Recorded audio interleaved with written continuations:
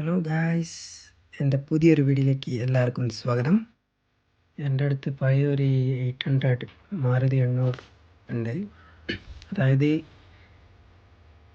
1989 model ഉള്ള വണ്ടിയാണത്.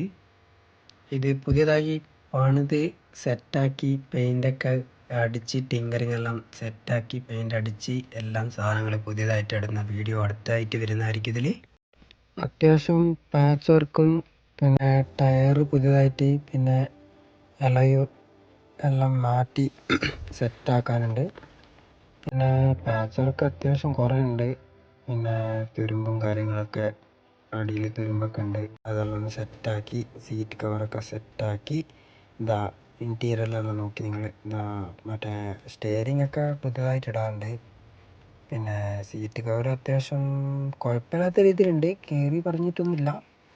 എന്നാലും കുറച്ച് മാറ്റി സെറ്റപ്പാക്കി നീറ്റായിട്ട് ആക്കണം. പിന്നെ പെയിൻ്റ് സ്വന്തമായിട്ടാണ് അടിക്കാനുള്ള പ്ലാനാണ്.